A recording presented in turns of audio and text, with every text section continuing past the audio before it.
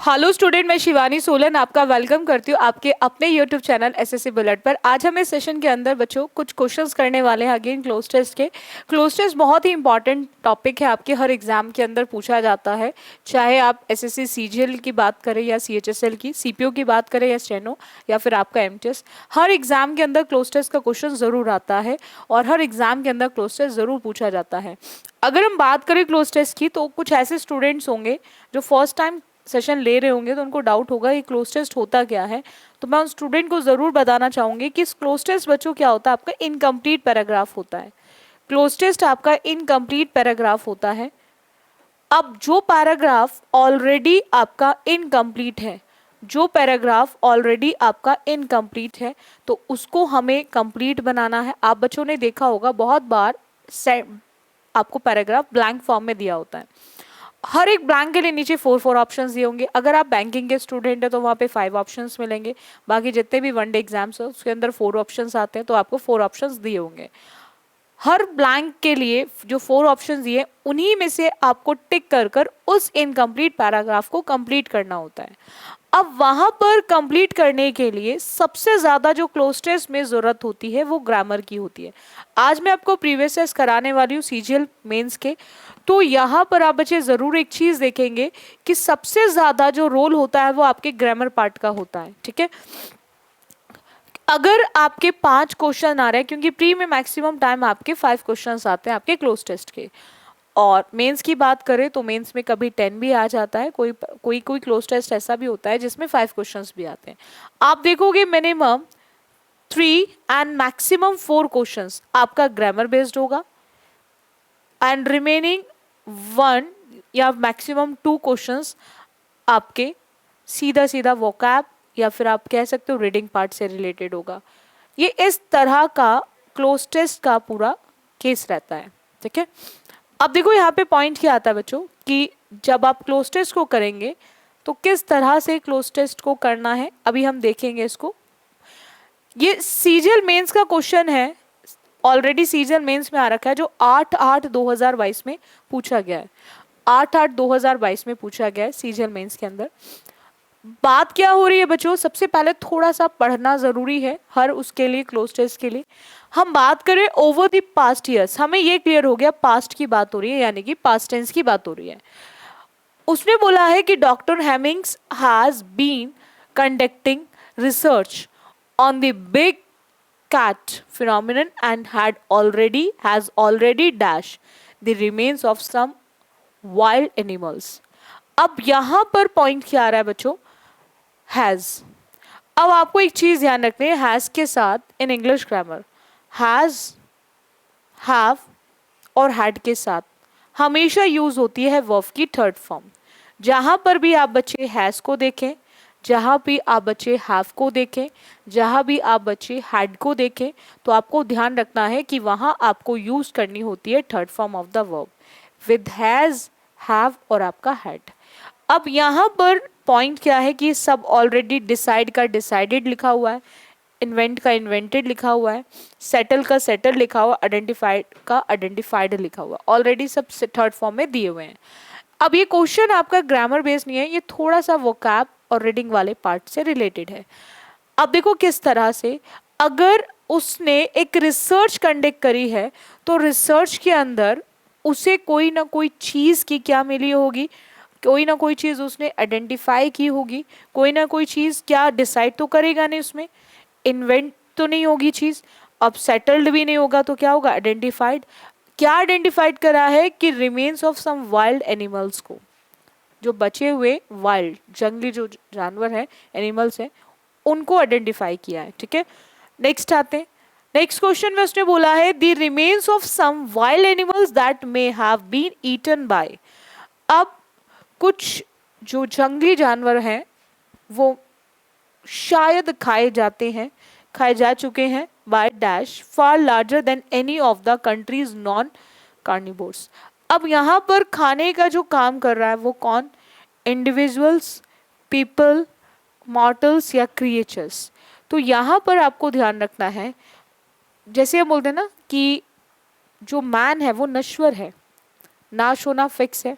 ठीक है, so we can easily eliminate individuals, अकेले, पीपल नहीं, यानी कि by creatures, by creatures. Next आते हैं। आफ्टर दैट उसने बोला बच्चों यहाँ पे कि far larger than any of the countries non carnivores the project has dash any analysis an analysis of 20 skeletal animal remains. अब बात हो रही है जो एनिमल्स के एनालिसिस की बात हो रही है, एनिमल्स के एनालिसिस की बात हो रही है, ठीक है, और उसके प्रोजेक्ट को लेकर।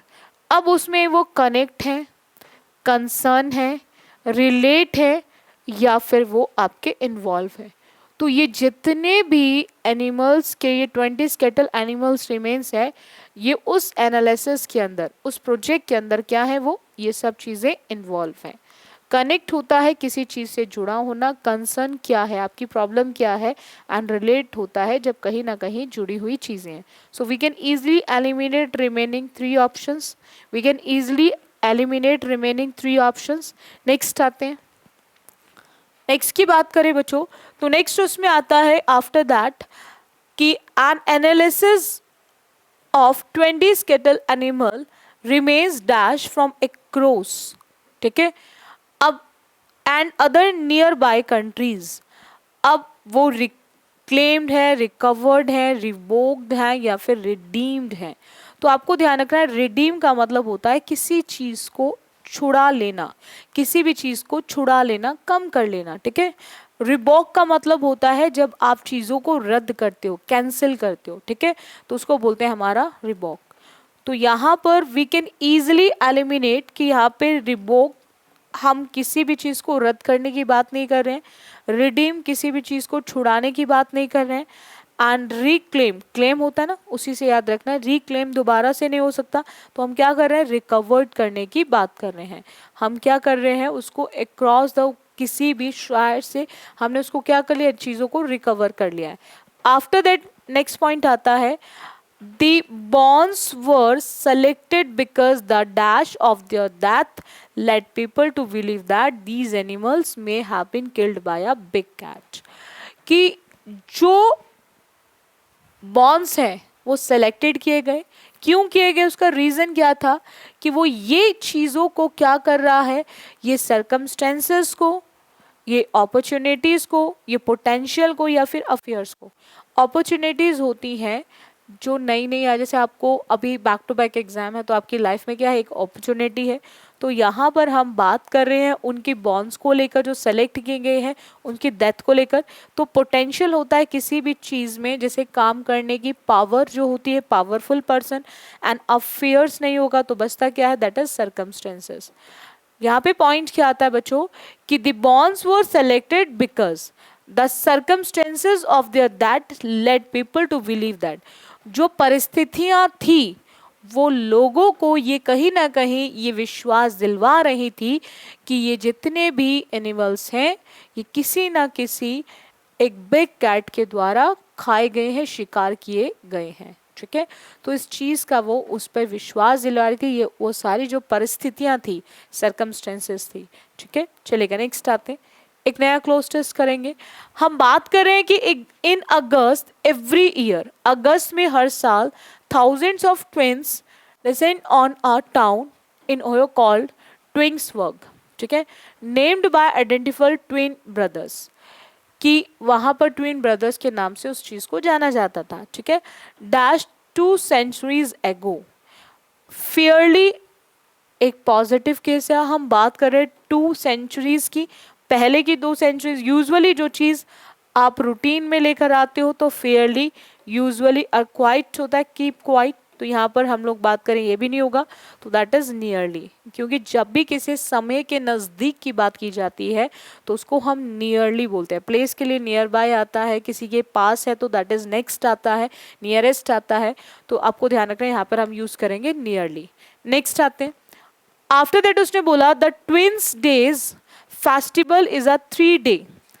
जो ट्विंस डे फेस्टिवल है वो 3 day फेस्टिवल है, या फिर इवेंट है, या फिर प्रोसेस है, या फिर एक्ट है, या फिर मैटर है।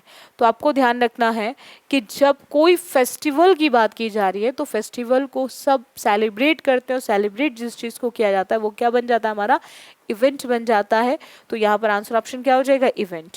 मैटर, भाई दो लोग लड़ रहे, क्या प्रॉब्लम है, क्या मैटर है आप दोनों के बीच में, ठीक है।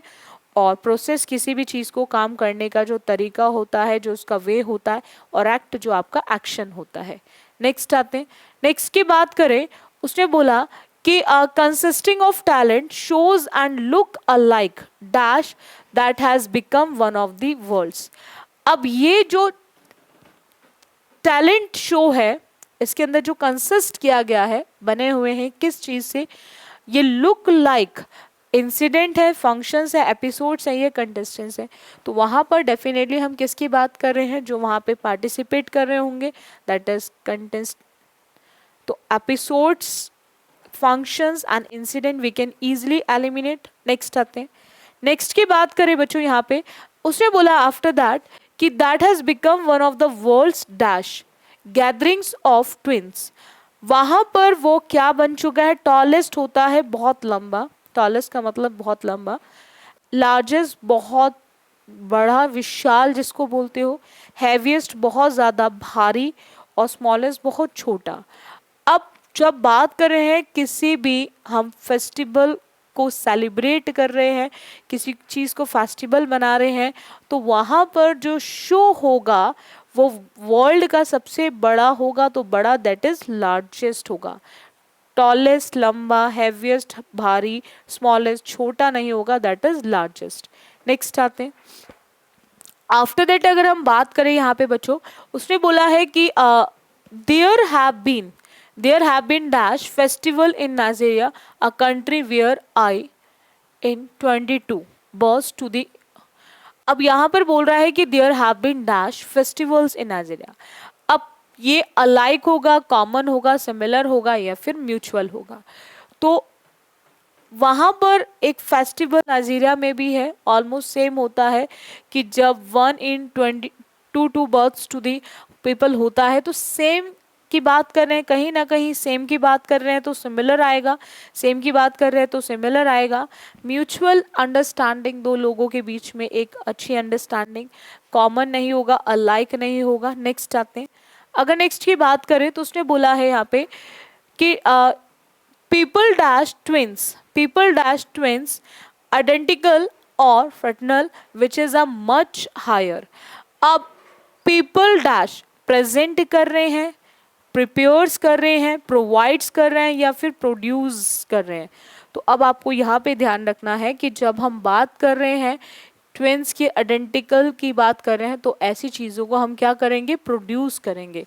क्या करेंगे, प्रोड्यूस करेंगे। प्रोवाइड होता है किसी को देना, कुछ भी, प्रिपेयर यानी कि किसी भी चीज़ को तैयार करना, प्रेजेंट दिखाना। तो यहाँ पर हम लोग क्या कर रहे हैं, प्रोड्यूस करने की बात कर रहे हैं। क्या प्रोड्यूस करने की बात करें, उनके identical fatal which is a much higher, जो बहुत ज़्यादा क्या है, हायर है than anywhere else in the world, किसी और जगह को वर्ल्ड को लेकर वहाँ पर वो चीज़ें बहुत ज़्यादा क्या है, अर्जेंसी, डिलीवरेंस, इंसिडेंस, या फिर आपका फ्रिक्वेंसी। तो इस केस में आपको ध्यान रखना है जो चीज़ें आपको एक्सप्लेन की जा रही हैं वो आइडेंटिकल हैं, ये सब क्या होंगे, हमारे इंसिडेंस होंगे। फ्रिक्वेंसी होती है किसी काम को कितनी बार कर रहे हो। अर्जेंसी आप समझते हो कि जो चीज़ें बहुत ज़्यादा इंपॉर्टेंट है पहले करनी है। एंड डिलीवरेंस का मतलब होता है जो जब हम डिलीवरी के वो केस की बात करते हैं, किसी भी चीज़ को डिलीवर। तो यहाँ पर आंसर ऑप्शन क्या आएगा, थर्ड। नेक्स्ट आते हैं। नेक्स्ट की बात करें बच्चों यहाँ पर कि then anywhere else in the world this has been dash to the eating of yams but the theory is. अब बात बोल रहा है कि दिस हैज बीन क्या बन चुका है, एट्रीब्यूट बन चुका है। एट्रीब्यूट का मतलब होता है जब बात की जाए किसी को जिम्मेदार ठहराना, इंडिकेट किसी को अपना निशाना बनाना, जिसको ब्लेमिश बोलते हैं, टारगेट कर लेना, डेडिकेट। जैसे अभी आप बच्चे बहुत अपने एग्ज़ाम के लिए, अपनी स्टडी के लिए पूरी तरह से डेडिकेटेड हैं। और डिस्ट्रीब्यूट होता है बांटना। तो यहाँ पर पॉइंट आता है कि जब हम बात कर रहे हैं ईटिंग ऑफ yams की, तो उनको क्या करेगा, एट्रीब्यूट करेगा, जिम्मेदार ठहराने की बात करेगा। ठीक है। तो यानी कि क्योंकि वहाँ पे ट्विंस में क्या होता है, वो एक फेस्टिवल है, तो उन सब चीज़ों में वहाँ पर किसकी बात की जा रही है, एक जिम्मेदारी ठहराने की बात की जा रही है, तो दैट इज एट्रीब्यूट। क्योंकि इंडिकेट ब्लेम नहीं कर रहे हैं किसी को, कोई डेडिकेट नहीं है उसके लिए, कोई भी चीज़ का डिस्ट्रीब्यूशन नहीं हो रहा है, तो it is a case of attribute. After that अगर हम बात करें, the eating of Young's but the theory is dash biomedical researchers attend. जो थ्योरी है वो पूरी तरह से क्या है, सस्पेक्टेड है, सस्पेक्टेड होता है जिस पर आपको कहीं ना कहीं डाउट होता है, एंड डिस्पुटेड है कि कहीं ना कहीं क्या है, चीज़ों में मतभेद है, ठीक है, चीज़ों में एग्री नहीं है लोग सभी एक ही बात पर। प्रोजेक्ट जैसे आप देखते हो ना कि एक प्रोजेक्टेड स्कोर आता है, मैच देखते हो कि इतना हो सकता है, कहीं ना कहीं एज्यूमिंग का केस है, एक्सेप्ट जिसको आपने स्वीकार कर लिया है। तो यहाँ पर हम बात कर रहे हैं थ्योरी की, एंड थ्योरी को थ्योरी क्या है, वो हमारी डिस्प्यूटेड है। कैसी है, डिस्प्यूटेड, क्योंकि वहाँ पर चीज़ों में मतभेद रहेगा थ्योरी में, सस्पेक्ट डुबियस तो होगी नहीं, प्रोजेक्ट भी नहीं होगी और एक्सेप्टेड भी नहीं होगी। नेक्स्ट आते हैं, उसने बोला कि these events regarding them as a dash opportunity to conduct surveys and experiments. अब रूटीन होता है किसी भी चीज को रेगुलर करना, इरेगुलर करना। आप रोज करने बैठ गए, किसी काम को आप वीक में एक बार कर रहे हो, किसी काम को आप साल में एक बार कर रहे हो, किसी काम को आप महीने में 2 बार कर रहे हो, तो वहाँ पे यूज़ होता है।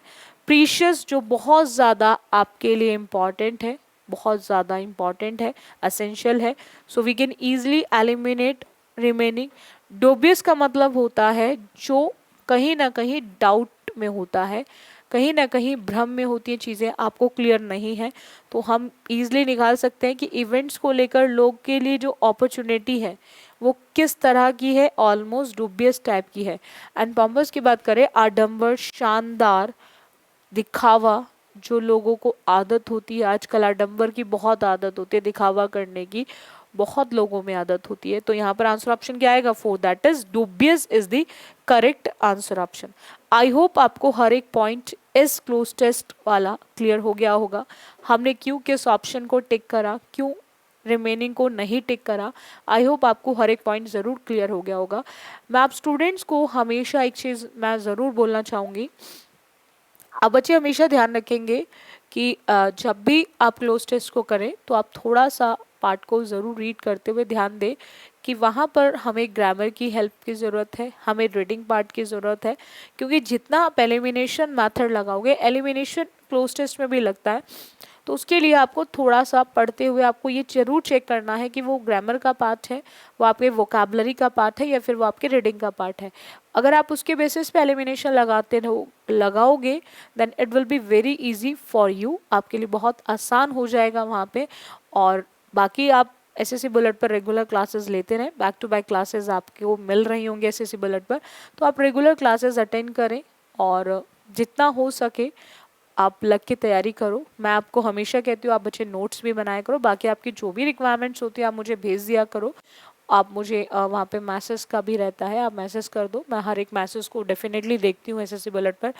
और बाकी अगर हम बात करें, बहुत सारे स्टूडेंट के मैसेजेस आ रहे हैं फॉर ऑनलाइन बैच, तो मैं ऑनलाइन बैच भी बहुत जल्दी स्टार्ट करने वाली हूँ। तो जितने भी स्टूडेंट्स ऑनलाइन बैच लेना चाहते हैं तो वो डेफिनेटली कांटेक्ट कर सकते हैं इस नंबर पे, बहुत जल्द हम लोग स्टार्ट करेंगे आपका ऑनलाइन बैच भी, ठीक है। और जितने स्टूडेंट्स, वो स्टूडेंट्स की मैं बात कर रही हूँ जिन्होंने अभी तक सब्सक्राइब ना किया हो एसएससी बुलेट को, तो वो सभी बच्चे ज़रूर सब्सक्राइब कर लें ताकि आपको हर क्लास का नोटिफिकेशन मिल सके। बैक टू बैक क्लासेस जो आपको मिल रही हैं तो हर क्लास का नोटिफिकेशन मिले, तो कोई भी क्लास आपसे मिस ना हो। जैसे बहुत सारे स्टूडेंट मैसेज डालते हैं, मैम क्लोज टेस्ट की क्लास दे दो, वो कैप की क्लास दे दो, तो अगर आपने सब्सक्राइब किया होगा आपको नोटिफिकेशन मिल जाएगा। और आपको अगर आप जाओ तो प्लेलिस्ट पे जाके चेक कर सकते हो, वोकैबुलरी सीरीज की क्लासेस भी मिल जाएंगी आपको, जिसके अंदर ईडियम, फ्रेजेस, सिनोनिम्स, एंटोनिम्स मिल जाएगा। फ्रेजल वर्ब की क्लास में स्टार्ट करने वाली हूँ बहुत जल्दी, और कॉम्प्रिहेंशन की क्लास स्टार्ट करने में। बाकी क्लोज टेस्ट, पैरा जंबल, आपका एरर डिटेक्शन रेगुलर चल रहा है, वॉइस नरेशन की मैंने बहुत सारी क्लासेस ले ली हैं, तो आप देखोगे मैक्सिमम चीज़ें आपको मिल रही होंगी और भी बहुत सारी चीज़ें अभी और भी आपको मिलनी है। रेगुलर बेसिस पे आपको क्लासेस मिल रहे होंगे एसएससी बुलेट पे। बाकी मंडे टू फ्राइडे आपकी 4:15 to 5 रहती है आपकी लाइव क्लास, तो उसको रेगुलर ज़रूर अटेंड किया करो। डेफिनेटली उसका बेनिफिट आपको ज़रूर मिलेगा इन फ्यूचर सिलेक्शन फॉर्म में। ठीक है, सो लग के तैयारी करो, और सेशन अच्छा लगता है तो उसको लाइक एंड शेयर कर दिया करो। और बाकी करते हैं हम नेक्स्ट क्लास में। So thank you student for this session.